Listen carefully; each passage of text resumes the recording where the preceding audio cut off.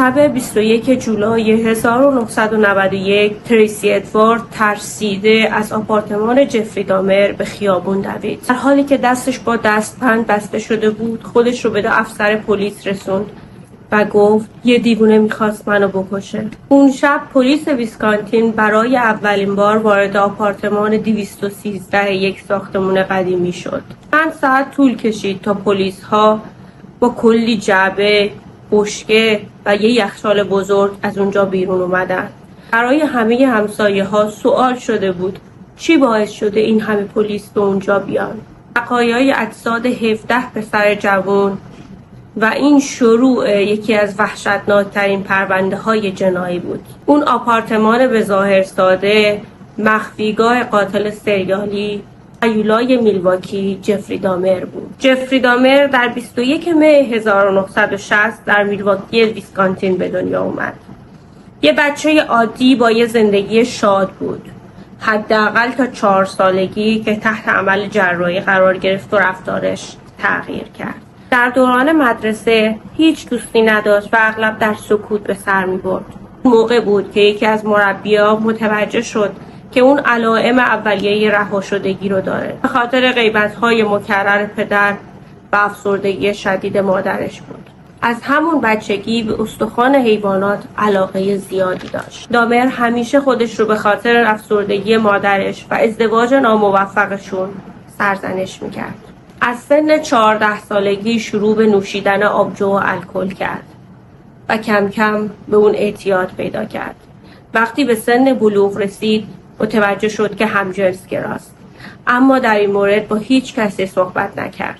جفری دامر وقتی 16 سالش بود جذب مرد دونده‌ای شد که هر روز از کنار خونه‌شون رد می‌شد. اون در این باره خیال پردازی می‌کرد که اونو بیهوش کنه و ازش سوء استفاده کنه. در نهایت تصمیم گرفت که تو بوته‌ها قایم بشه و با چوب بیسبال به سرش ضربه بزنه.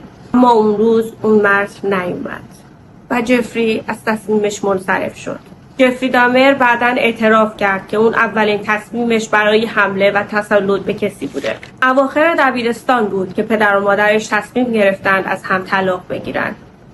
پدرش به همراه نامزد جدیدش به سفر رفت و کمی بعد مادرش برای همیشه اونو ترک کرد و اون کریسمس آخرین باری بود که دامر مادرش رو دید. جفری دامر اولین قتل خودش رو فقط 3 هفته بعد از فارغ التحصیلی از دبیرستان انجام داد.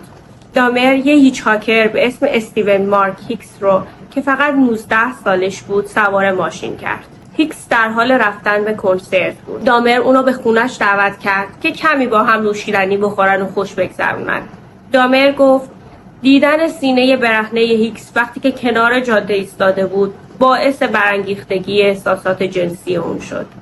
اما اون خیلی زود متوجه شد که هیکس همجنسگرا نیست.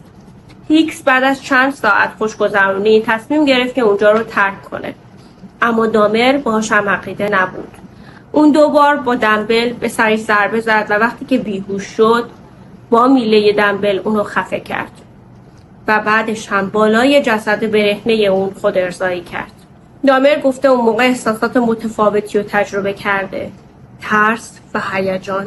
روز بعد جسد هیکس رو به فضای خالی زیر خونه‌شون برد. اونو تکه تکه کرد و داخل پلاستیک‌های زباله ریخت و صندلی عقب ماشین گذاشت. I wish I just kept on going, but I didn't. I turned around, picked him up, and that's when the nightmare became a reality. What happened after you took him to the house? We talked, had some drinks. I knocked him out, and that was the first time. نیمه شب حدود ساعت 3 به سمت محل دفن زباله ها که نزدیک خونه‌شون بود حرکت میکنه، اما توی راه توسط پلیس متوقف میشه.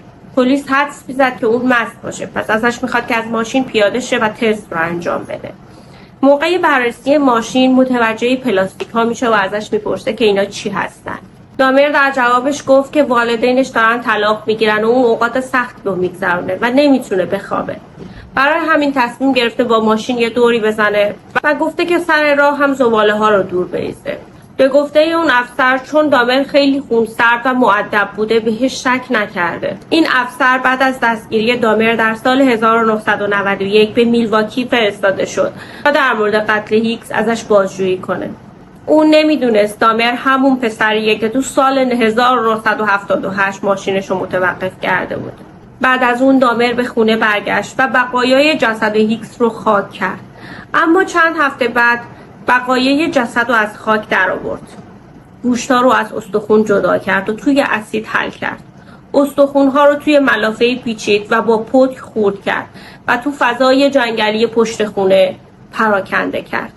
گردنبند و چاقویی که هیکس رو باهاش تکه تکه کرده بود توی رودخونه انداخت و لباسهاش رو آتیش زد. اوت همون سال دامر به دانشگاه رفت، اما اونجا هم تنها کارش مشروب خوردن بود.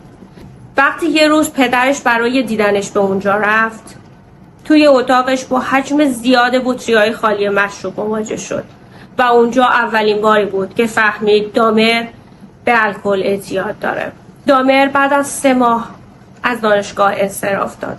بعد از اون به اصرار پدرش به ارتش پیوست، اما خب بودنش تو ارتش هم دوامی نداشت و از اونجا هم به خاطر مصرف زیاد الکل اخراج شد. از اونجایی که خجالت میکشید به خونه برگرده و با پدرش روبرو بشه، تصمیم گرفت به میامی بره و به تنهایی زندگی کنه که موفقیت آمیزم نبود. مدتی بعد تصمیم گرفت به وست آلیس بره و پیش مادر بزرگش که رابطه خوبی هم باهاش داشت زندگی کنه. یه روز توی کتابخونه عمومی یه فرد غریبه یه یادداشت بهش داد که ازش خواسته بود به دستشویی بره تا با هم کمی خوشگذرونی کنن و این باعث ناراحتی جفری شد، چون ظاهرا نتونسته بود خوب مخفی کنه که همجنسگراست. پس بعد از اون تصمیم گرفت که دیگه امیالش رو سرکوب نکنه. اون به بارها و حمام‌های همجنسگراها میرفت. بعداً توی صحبتاش این مکانها رو فضاهای آرامش بخش توصیف کرده. اما علاقه دامر عجیب بود. اون میخواست شریک جنسیش ثابت و بدون حرکت باشه. بعد از دستگیری دامر گفت من به خودم آموزش دادم که به دیگران به جای انسان به چشم اشیایی برای لذت جنسی خودم نگاه کنم. میدونم بیرحمان است و اینطور هم هست، اما این کاریه که من انجامش میدادم. Just wasn't an opportunity to fully express what I wanted to do. There was just not the physical opportunity to do it then. And I started, when I moved to Milwaukee in 81, I started reading pornography, going to the bookstores. Eventually that led to frequenting the gay bars. از سال 1986 به شریکای جنسیش قرص خواب میداد و ازشون سوء استفاده میکرد. اون به پزشکای مختلف گفته بود که به خاطر کار کردن تو شیفت شب نمیتونه بخوابه و قرصهای خواب رو از این طریق به دست آورده بود. بعد از تقریباً 12 بار آخرین نفر حالش بد شد و کارش به بیمارستان کشید. همین موضوع باعث شد رفتن جفری به حمام همجنسگراها ممنوع بشه. در سپتامبر 1986 به خاطر خودارضایی کردن در برابر 2 پسر بچه 12 ساله به 1 سال تعلیق مراقبتی متهم شد و مجبور شد که پیش روانشناس بره و همونجا بود که مشخص شد جفری دامر اختلال شخصیت اسکیزوئید و پارانویا داره. دامر توی یک کلاب با تومی آشنا شد. بهش پیشنهاد داد تا به اتاقش توی هتل برن. دامر گفته هیچ قصدی برای کشتن تومی نداشته. بعد از بیهوش شدن تومی به خاطر قرص خواب، جفری دامرم کلی نوشیدنی الکلی میخوره و در کنارش بیهوش میشه. و صبح وقتی بیدار شد، تومی رو در حالی دید که قفسه سینه‌اش خورد شده بود و با بدن کبود زیرش دراز کشیده، در حالی که سرش از تخت آویزونه و خون از گوشه لبش جاری شده. اما اون هیچ چیزی رو به خاطر نداشت. One time I brought this young man back to the hotel room, the Ambassador Hotel. Was just planning on drugging him and spending the night with him. Had no intention of hurting him. When I woke up in the morning, he had a broken rib here. I was heavily bruised. Apparently I had beaten him to death with my fists. And you have no memory I of it? have no memory of it. But that's what started the whole spree all over again. جفری چمدون بزرگ خرید و تومی رو داخلش گذاشته به خونه مادر بزرگش برد. اونو تکه تکه کرد، گوشتاشو از استخون جدا کرد و استخوناشو هم پودر کرد. 2 ماه بعد توی ایستگاه اتوبوس به این پسر 14 ساله به اسم جیمز داکسبی پیشنهاد داد که در ازای $50 شب رو کنارش باشه. اونو بیهوش کرد و وقتی که بیهوش بود اونو خفه کرد. چند ماه بعد توی یک کتاب فروشی با مردی به اسم ارنست میلر آشنا شد. اونو به خونه برد ولی از اونجایی که فقط 2 قرص خواب بهش داده بود و میترسید که به هوش بیاد گلوی اونو برید. و این اولین بار بود که دامر تصمیم گرفت گوشت قربانیش رو بخوره. I was branching out. That's when the cannibalism started. Eating of the heart and the arm muscle. It was a way of making me feel that they were a part of me.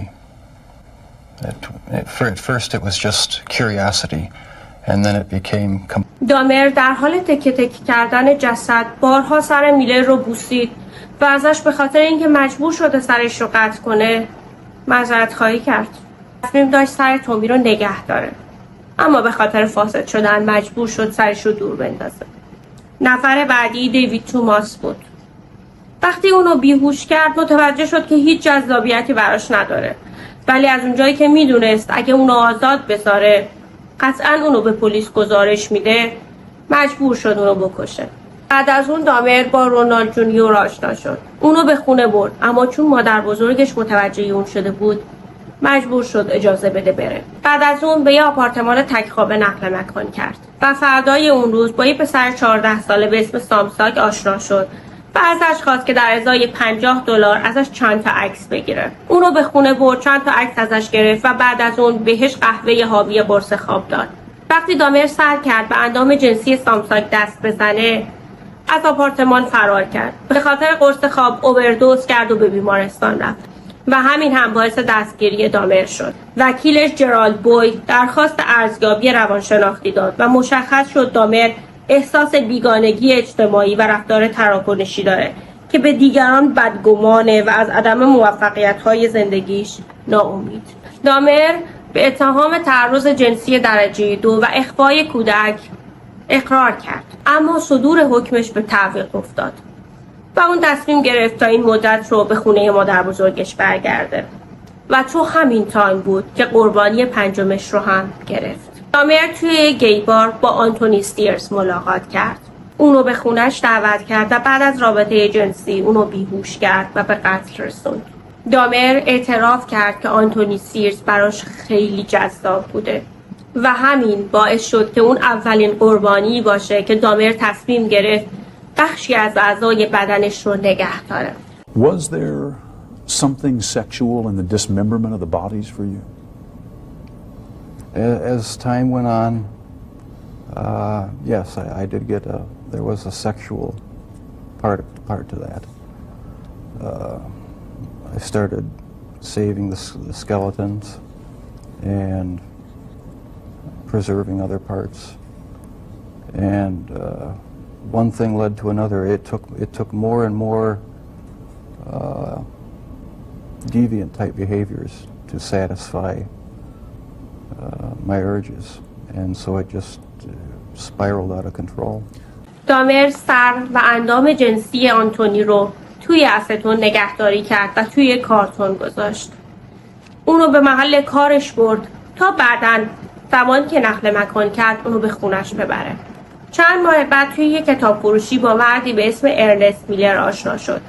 اونو به خونه برد ولی از اونجایی که فقط 2 قرص خواب بهش داده بود و میترسید که به هوش بیاد گلوی اونو برید. دامر در حال تکه تکه کردن جسد بارها سر میلر رو بوسید و ازش به خاطر اینکه مجبور شده سرش رو قطع کنه معذرت خواهی کرد و این اولین بار بود که دامر تصمیم گرفت گوشت قربانیش رو بخوره. نفر بعدی دیوید توماس بود.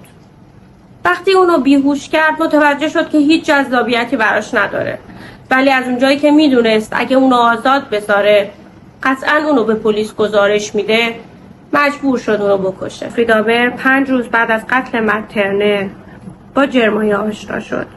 بعد از دستگیری در مورد جرمایا گفت ما تمام آخر هفته رو با هم بودیم، درست مثل یه زوج. نفر بعدی الیور لیسی بود. دامر بعد از مرگ الیور با محل کارش تماس گرفت تا مرخصی بگیره. بعد از چند روز وقتی به سر کار برگشت متوجه شد که اخراج شده. همون روز با جوزف آشنا شد، مردی متأهل که 3 فرزند داشت. دامر بعد از قتل جوزف بالاتنه اون رو به همراه 2 قربانی قبلی تو اسید حل کرد. قربانی‌های دیگه جفری دامر ادوارد اسمیت، کورتیس استراتر، ارول لینسی، تونی هیوز و کانریک بودن. و نفر آخر تریسی ادوارد بود. اون زنده بود تا جنایت‌های آپارتمان 213 برای همیشه به پایان برسه. خوشحال میشم نظراتتون رو توی کامنت برام بنویسید. I desensitized myself to it.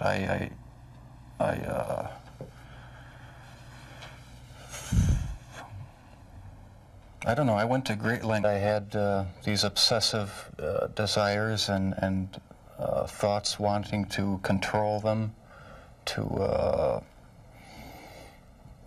I don't know how to put it, possess them permanently. And that's why you killed them.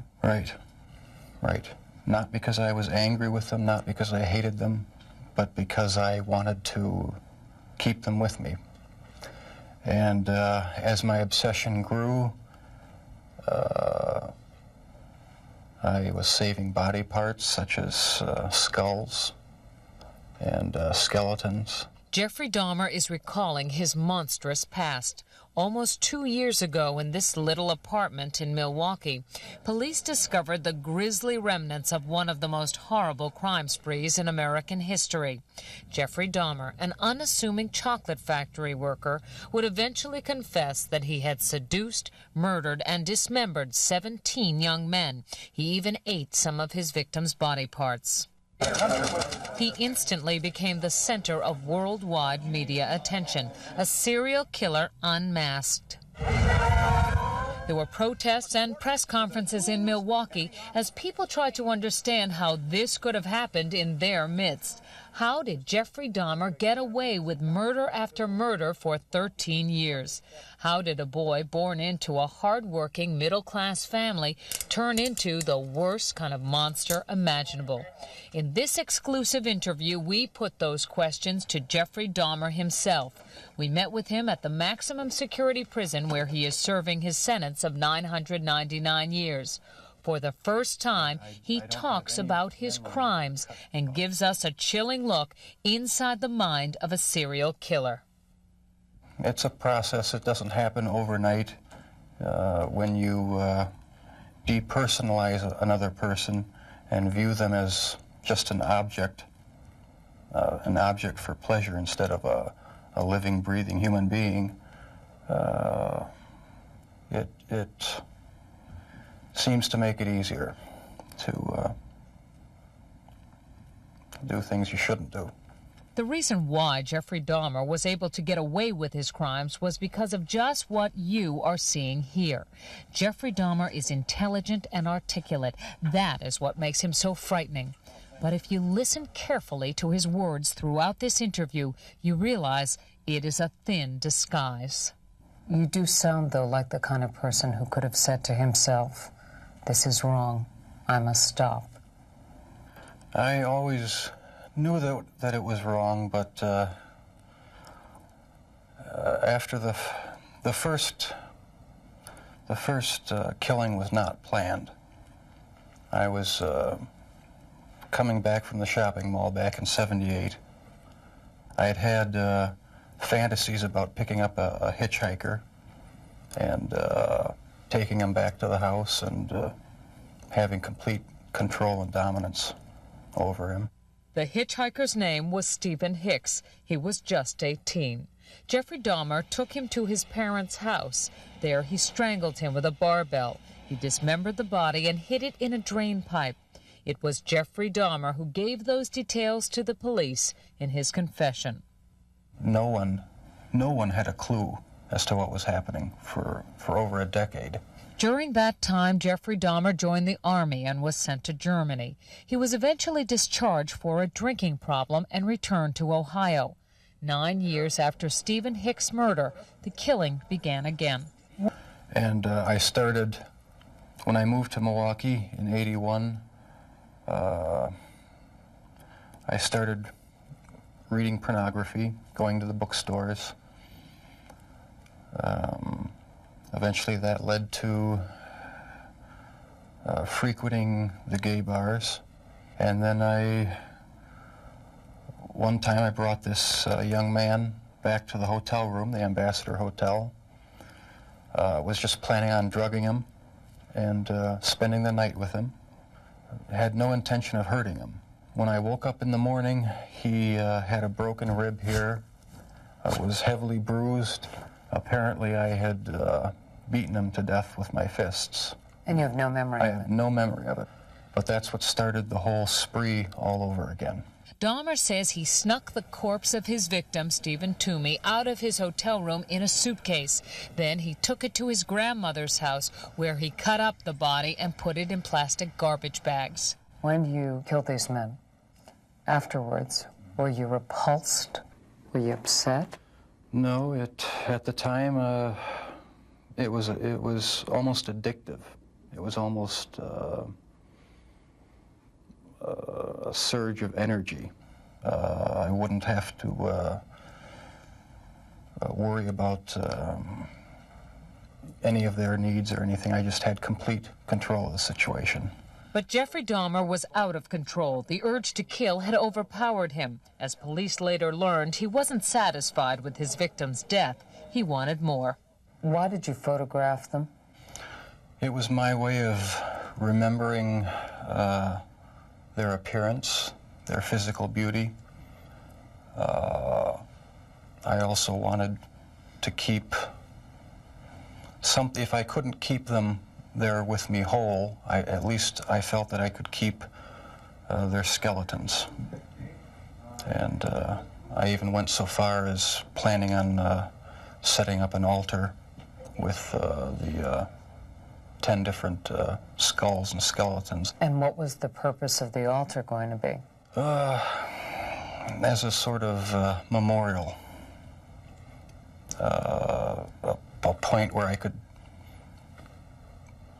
I don't know, it's so bizarre and strange, it's hard to describe.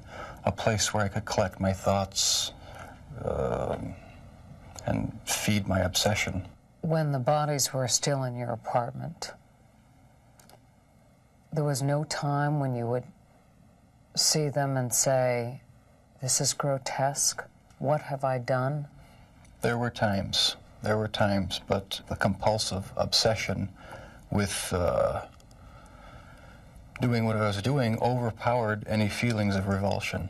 This man with a quiet, almost shy demeanor became a master manipulator who was able to lure strangers he met at gay bars to his apartment. He was even able to con the police into returning a 14-year-old boy to him after neighbors called 911 upset that the child was in the street naked and bleeding. Dahmer convinced the police that he and the boy were simply having a lover's quarrel. It's an intoxicated boyfriend of another boyfriend. Well, how old was this child? He wasn't a child, he was an adult. After the police left, Jeffrey Dahmer murdered that boy, Conorak synthesomphone. This man says he had a near-fatal encounter with Jeffrey Dahmer. He wanted to take some picture of my back. He hit me with a rubber hammer on my neck. He was lucky to escape because by then the killing had become almost routine. Before you went out to pick up a man, was there any kind of ritual you went through? I'd go to the nightclubs, drink, watch the striptease shows, and if I didn't meet anyone at the bars, I'd go to the bath clubs and meet someone there, offer them money, and we'd go back to the apartment, have a few drinks. I'd have the the sleeping pill mixture already prepared. Person would drink it, fall asleep, and that's when they would be strangled. Watching the movie Exorcist 3 was also part of his ritual. It put him in the mood for murder. I felt so hopelessly evil and perverted that that I actually derived a sort of pleasure from watching that tape. Did you like feeling evil? No, I didn't. But I had tried to overcome the thoughts, and it worked for a while, but eventually I gave in. While Jeffrey Dahmer may say things today that make it seem like he understands what went on in his mind, he does not. All he can do is tell you what happened, but he cannot stop whatever it is that drove him to kill in the first place. Do you still feel those same urges? Do you still feel that compulsion, that obsession? I wish I could say that it just left completely, but no, there are times when I still do have the old compulsions. Jeffrey Dahmer says as time went on, his mind became more and more warped, and yet he was clever enough to continue to elude police and lure young men to his apartment. We should warn you, the details are very graphic. I started having these obsessive thoughts when I was about 15 and 16, and they got worse and worse. What were your fantasies about? They were sexual fantasies of control, power, complete dominance. They became reality. Was there pleasure in that fantasy? There was excitement, fear, pleasure, all mixed together. Jeffrey Dahmer fulfilled his fantasies by murdering and dismembering 17 young men. In time, his desires became more extreme, his deeds more grotesque. Listen to him talk about the most unnatural things in the most matter-of-fact of ways. That's when you realize that none of it has touched him. I was branching out. That's when the cannibalism started, eating of the heart and the arm muscle. It was a way of making me feel that they were a part of me. At first it was just curiosity, and then it became compulsive. Then I tried to keep the person alive by inducing a zombie-like state. By injecting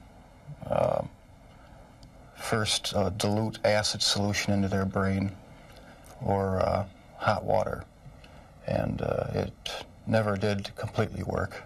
Could someone like you be stopped? Could you be helped? No, I was dead set on going with this compulsion. It was the only thing that gave me any satisfaction. He became so warped by his evil impulses that he even took a victim's head with him to work at the Ambrosia chocolate factory. I kept the mummified head and skull of one of the victims in a carrying case in my locker at work. Were you almost flaunting it? Yes, but that's how strong the compulsion was. That's how bizarre the desire was. I wanted to keep something of the person with me.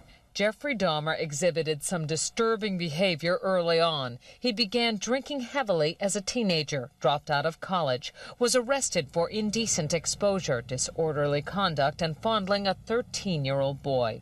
Tragically, one of his murder victims would be that boy's brother. Do you know what started it? Was there any kind of incident that you can remember? To this day, I don't know what started it. And the person to blame is sitting right across from you. That's the only person. Not parents, not society, not pornography. I mean, those are just excuses. His macabre 13-year crime spree finally ended when this man, Tracy Edwards, brought the police to the infamous apartment. Like the others, he had gone there with the promise of money. He was listening to my heart, because at a point he told me he was going to eat my heart at that point. I hit him, and I ran. What was the turning point for you that made you suddenly realize that you had done something terribly wrong, something you should be sorry for? It was the night of the arrest. I have no memory of what happened during the 6 hours before the last victim ran out of the apartment. I heard a knock on the door, and the police were there with the last victim. They asked me where the key was to the handcuffs. My mind was in a haze. I sort of pointed to the bedroom, and that's where they found the pictures. And they yelled, "Cuff him." And I was handcuffed, and it was just the realization that there was no point in trying to hide my actions anymore. The best route was to help the police identify all the victims and just make a complete confession. When it was revealed that most of the victims were black or homosexual, people in Milwaukee were incensed. Many felt that was why he went after them and why the police didn't seem to care when their families reported them missing. 10 of your 17 victims were black. Were they racially motivated It was crimes? not racially motivated. It was not sexual preference. It was just to find an obsession with the best-looking young man I could find. While you just heard him say that his sexual preference had nothing to do with the killings, he has not come to terms with his homosexuality. Never understood it. There was no use trying to fight it because I couldn't rid myself of it. It was too powerful and persistent. Do you dislike it? Yes, it's caused a lot of problems for me. A lot of conflicts and unanswered questions. The conflicts remain with him, and so do his compulsions. But in prison, he finally cannot act on his savage desires. If you were out on the street now, would you still be committing the crimes?